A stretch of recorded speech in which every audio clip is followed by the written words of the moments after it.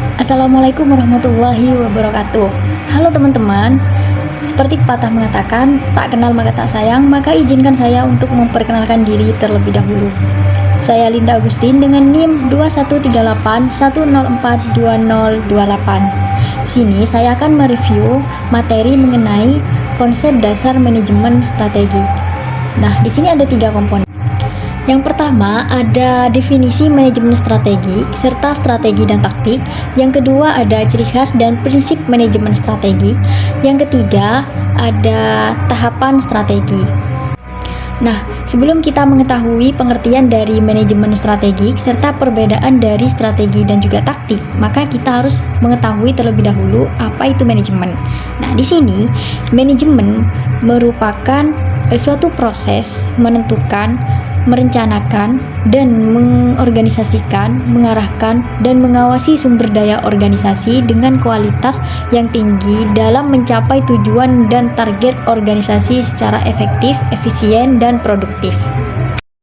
Nah, sedangkan pengertian dari strategi itu berasal dari kata Yunani, yaitu strategos atau strategia yang berarti general or generalship, atau dapat diartikan sebagai suatu yang berkaitan dengan top manajemen dalam suatu organisasi. Sedangkan perbedaan dari strategi dan juga taktik itu, kalau strategi merupakan seni menggunakan pertempuran untuk memenangkan peperangan. Nah, kalau taktik itu seni menggunakan tentara dalam sebuah peperangan. Nah, jika seorang itu memutuskan apa yang seharusnya dilakukan, itulah yang disebut dengan strategi. Sedangkan jika seorang itu memutuskan bagaimana yang seharusnya dilakukan, nah itu yang disebut dengan taktik.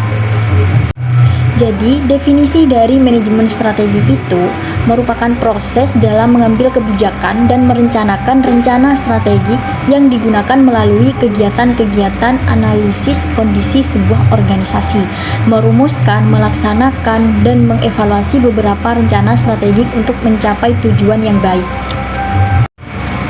Yang kedua, ada ciri khas dan prinsip manajemen strategi. Nah, apa itu ciri khasnya? Yang pertama, strategi yang bagus dihasilkan oleh manajer yang profesional. Yang kedua, beberapa strategi yang dilaksanakan oleh bawahan yang kompeten di bidang masing-masing. Yang ketiga, kemampuan untuk bekerja sama antara manajer dan bawahan secara sinergis dalam mencapai beberapa sasaran. Selanjutnya yaitu prinsip-prinsip manajemen strategik. Yang pertama, manajemen strategik seharusnya mampu memusatkan perhatian pada semua target-target yang perlu dicapai sesuai rencana yang telah ditentukan. Yang kedua, dalam mengambil kebijakan, seharusnya manajer mengajak berbagai komponen untuk menghasilkan kebijakan yang sempurna.